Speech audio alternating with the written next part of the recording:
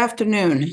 My name is Phyllis Pollack, and I am a full-time mediator. And I have a website, pgpmediation.com, on which I have been posting a blog every Friday, or just about every Friday, for the last 10 years. Uh, Today, I want to do something a bit different and do a video post of the blog. And the blog that I have picked for today is entitled Disclosing a Conflict of Interest is Not Necessarily the Best Solution. As we all know in our day-to-day living, we have often encountered those, and indeed, we may have been involved in it ourselves. Those who have had a conflict of interest and so have disclosed it.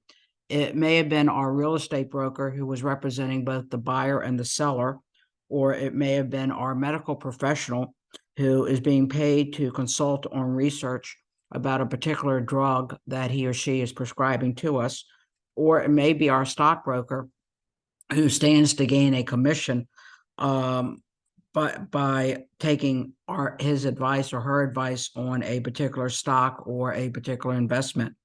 And as you are no doubt aware, attorneys must disclose a conflict of interest under the rules of professional conduct and obtain informed written consent of the parties before proceeding forward.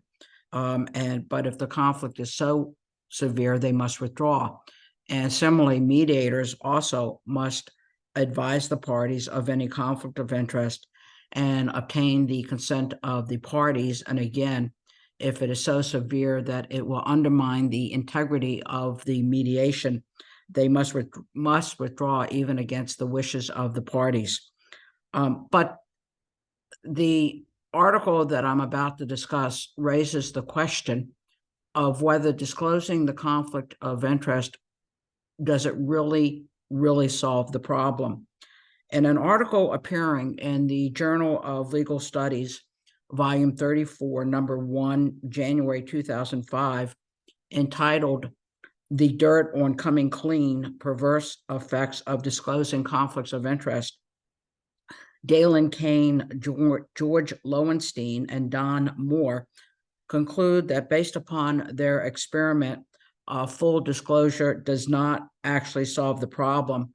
If anything, it creates additional problems. The abstract to their paper explains, quote, "Conflicts of interest can lead experts to give biased and corrupt advice.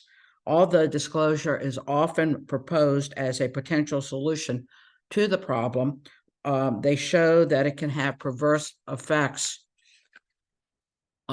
First, people generally will not discount the advice from the biased advisor as much as they should, even when the advisor's conflict of interest are honestly disclosed. Second, disclosure can increase the bias in the advice because it leads the advisors to feel more morally licensed and strategically encouraged to exaggerate their advice even further. And as a result, disclosure may fail to solve the problem created by the conflict of interest and may sometimes even make the matter worse.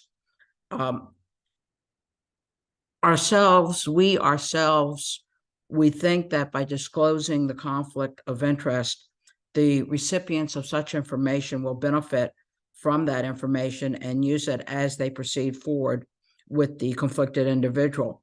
But what the recipient does not realize is that unconsciously, he or she will still trust the conflicted individual and will not discount the information coming from the conflicted individual or see it as being biased in any way.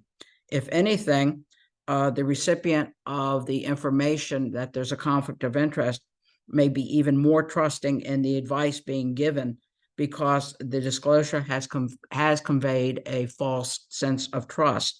And meanwhile, the conflicted individual is unconsciously providing biased advice or being aware that the disclosure may cause the recipient to discount their advice.